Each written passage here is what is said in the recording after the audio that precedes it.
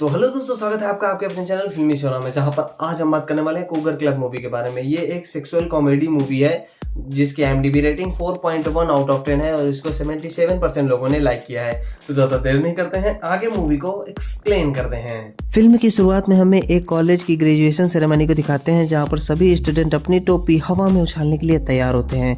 फिर हमें स्पेंस को दिखाते हैं जो पूरे कॉलेज में अपने बेस्ट फ्रेंड हॉगन को ढूंढ रहा होता है, पर हॉगन अपने स्कूल की एक टीचर के साथ खोपचे में चुम्मा चाटी कर रहा होता है। स्पेंस उसके पास जाता है, तब हॉगन अपने छोटे शहजादे को शांत करते हुए स्पीच देने चला जाता है। आगे सीन में दिखाते हैं कि स्पेंस के डैड अपने बेटे के ग्रेजुएशन कंप्लीट होने की खुशी में एक प्राइवेट पार्टी रखते हैं। उस पार्टी में स्पेंस के डैड के बहुत अच्छे दोस्त भी आए हुए होते हैं, जिन्होंने स्पेंस और हॉगन को अपनी कंपनी में जॉब ऑफर किया था। इस पार्टी में स्पेंस की गर्लफ्रेंड अमांडा भी आई होती है। दोनों एक दूसरे को किस कर रहे होते हैं, तभी स्पेंस की नज़र हॉगन पर पड़ती है, जो स्पेंस के डैड की बीवी एरिथ के साथ चिपक कर डांस कर रहा होता है। जब स्पेंस हॉगन के पास जाता है तो उसे पता चलता है कि हॉगन ने अपने टैलेंट से एरिथ को पटा लिया है। तभी स्पेंस के डैड भी वहां आ जाते हैं और दोनों को ग्रेजुएशन की बधाई देते हैं। स्पेंस के डैड हॉगन को बिल्कुल भी पसंद नहीं करते हैं, क्योंकि उसकी कोई फैमिली नहीं होती है, वो अनाथ होता है। वो स्पेंस के घर पर ही रहता है, उसका इस दुनिया में स्पेंस के सिवा कोई नहीं होता है और उसे अपने से बड़ी उम्र की औरतें पसंद होती हैं। और स्पेंस के डैड को इसी बात की चिंता होती है कि कहीं इसका असर स्पेंस पर ना पड़ जाए और वो भी अपने से बड़ी औरतों को ना पसंद करने लगे। फिर स्पेंस सभी के सामने माइक पर अपनी खुशी जाहिर कर रहा होता है, तभी एक ट्री हाउस की दीवार टूटकर गिर जाती है, जिसके पीछे हॉगन और एरिथ घपाघप कर रहे होते हैं। पार्टी में आए सभी लोग इस दृश्य का मजा लेते हैं और अगले ही सीन में हम देखते हैं कि स्पेंस के डैड हॉगन को मार रहे होते हैं और बहुत उल्टा सीधा बोलते हैं। फिर स्पेंस पूछता है कि अब हमारी नौकरी का क्या होगा। तब उसके डैड कहते हैं कि इस चूतिया की वजह से वो नौकरी गई, अब उसे भूल जाओ। मैं मिस्टर स्टेक से तुम्हारे लिए बात करूंगा, उनके रिकमेंडेशन लेटर से तुम्हें ये यूनिवर्सिटी में स्पेंस के फोर्स करने पर उसके डैड हॉगन को भी जॉब दिलवाने के लिए मान जाते हैं। अगले दिन स्पेंस और हॉगन मिस्टर स्टेक के ऑफिस जाते हैं, जहां हॉगन मिस्टर स्टेक की रिसेप्शनिस्ट पर लाइन मारने लगता है, क्योंकि उसे अपने से बड़ी औरतें पसंद होती हैं और जब वो किसी सेक्सी ओल्ड वुमेन को देखता है तो वो फिसल जाता है। ऑफिस में उन दोनों की मुलाकात कार्ल नाम के एम्प्लॉय से होती है, जिसे आर्चिबाल्ड और कॉमरेड, जो स्टेक के चमचे होते हैं, मिलकर हमेशा परेशान करते हैं। एक दिन ऑफिस में स्टेक की वाइफ डेनियला आती है, जिसे देखकर स्पेंस को पहली नज़र वाला प्यार हो जाता है और उसका सैनिक सलामी देने लगता है।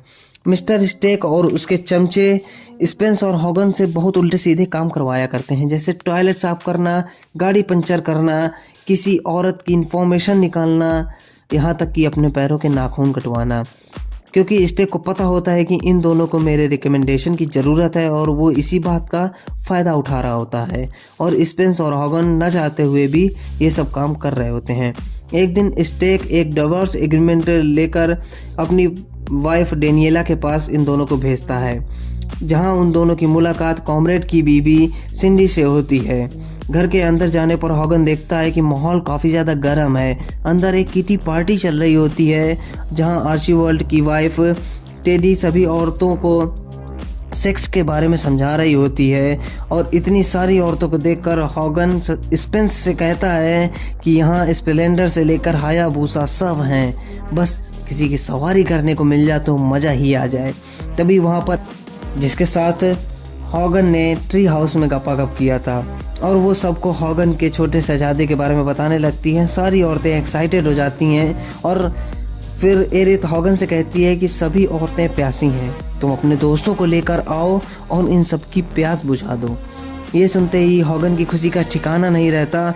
वहीं स्पेंस को ये सब काफ़ी अजीब लग रहा होता है, क्योंकि स्पेंस थोड़ा शर्मीला लड़का होता है।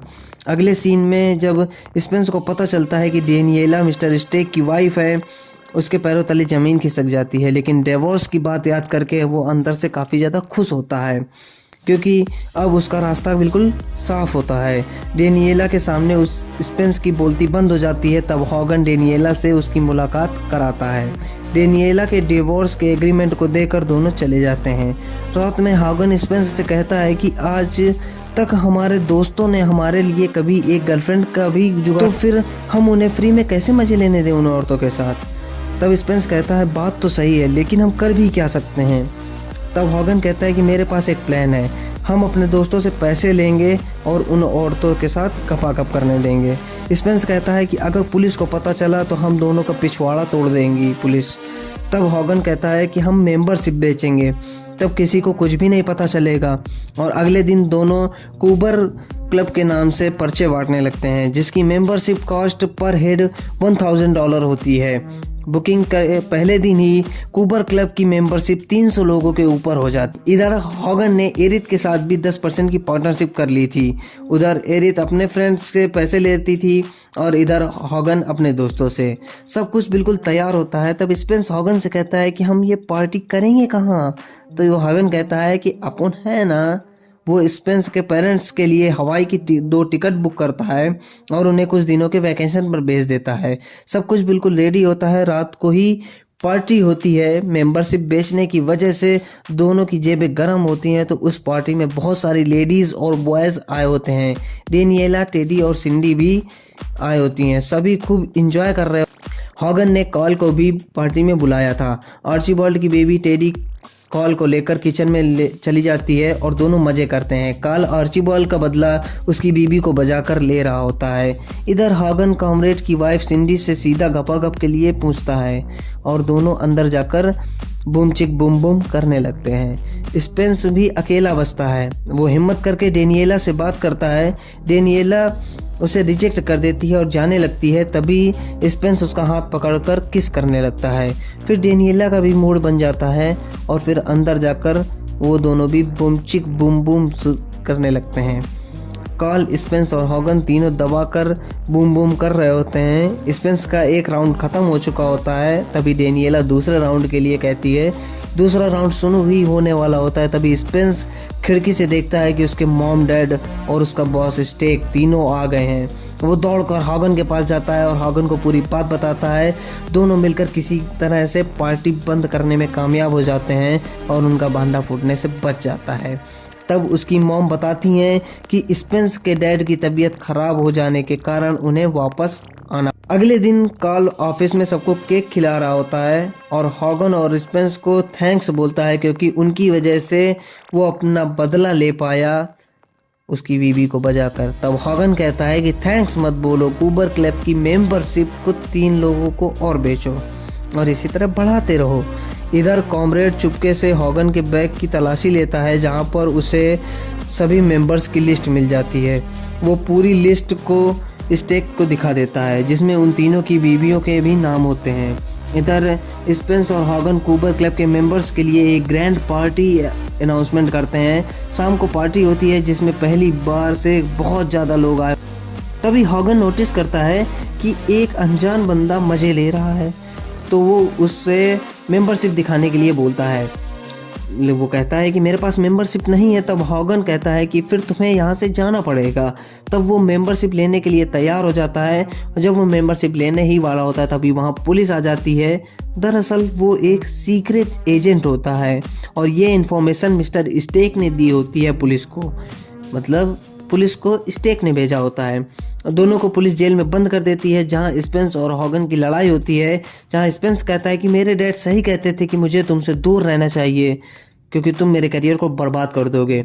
स्पेंस के डैड दोनों को छुड़वा लेते हैं। स्पेंस हॉगन से दोस्ती तोड़ लेता है और चला जाता है। हॉगन दुखी होता है क्योंकि उसका स्पेंस के सिवा और कोई नहीं होता है। फिर वो अपनी टीचर ग्लेडी के घर जाता है जिसके साथ वो कॉलेज में गपागप करता था और वो वहीं रहता है। कुछ दिन बाद कोर्ट में सुनवाई होती है जहां जज अगले हफ्ते फैसला सुनाने को कहकर तारीख आगे बढ़ा देती है। हॉगन का केस कॉल लड़ रहा होता है क्योंकि उसके पास और कोई ऑप्शन नहीं हो। कॉल उसे बताता है कि ऑफिस में कॉमरेड कह रहा था कि अगर हॉगन के पास कार होती तो मैं उसे बम से उड़ा देता। तब हॉगन कहता है कि क्या तुम उससे दोबारा ये बात बुलवा सकते हो। तो कॉल कहता है हाँ मैं बुलवा सकता हूँ, लेकिन क्यों। तब हॉगन पूरा अपना प्लान बताता है। अगले दिन कॉल ऑफिस में जाकर कॉमरेड से कहता है कि तुमने हॉगन के लिए क्या कहा था, क्या तुम दोबारा कह सकते हो। तब कॉमरेड कहता है कि अगर हॉगन के पास कार होती तो मैं उसकी कार में बम लगाकर मैं उसे उड़ा देता। और ये बात कॉल टाई में लगे एक माइक से रिकॉर्ड कर लेता है और कहता है कि अब हॉगन के पास एक कार है तुम चाहो तो उसे उड़ा सकते हो, और उसे गाड़ी का नंबर भी दे देता है। वो गाड़ी ग्लेडी की कार होती है। शाम को कार हॉगन और ग्लेडी छुप कर देख रहे होते हैं। जब कॉमरेड बम लगाने आता है तभी पुलिस वहां पर आ जाती है और उसे पकड़ लेती है। अगले दिन ये बात स्पेंस को बताने के लिए हॉगन उसके घर जाता है, जहां पर अमांडा स्पेंस के साथ शादी की तैयारी कर। हॉगन स्पेंस को पूरी बात बताता है कि स्टेक ने ही पुलिस भेजी थी। स्पेंस हॉगन को सॉरी बोलता है, फिर हॉगन उसे माफ़ कर देता है और कहता है कि जज ने हम दोनों को बुलाया है मीटिंग के लिए।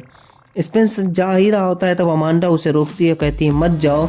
तब स्पेंस कहता है कि मैं अभी शादी के लिए रेडी नहीं हूँ, सॉरी मैं तुमसे शादी नहीं कर सकता, और हॉगन के साथ जज के पास मीटिंग चला जाता है। हॉगन, स्पेंस और कार्ल जज का वेट कर रहे होते हैं। तभी कार्ल को जोर से सुसु लगती है और वो हल्का होने चला जाता है। तभी वहाँ जज आती है। हॉगन जज को देखकर फिदा हो जाता है और उसके साथ फ्लर्ट करने लगता है। स्पेंस को डर लग रहा होता है कि कहीं मैटर गड़बड़ ना हो जाए, लेकिन जज का मूड बन जाता है और फिर तीनों वहीं ऑफिस में बूम बूम करते हैं। जज के गले में कूबर क्लब का लॉकेट पड़ा होता है और वो भी एक मेंबर होती है।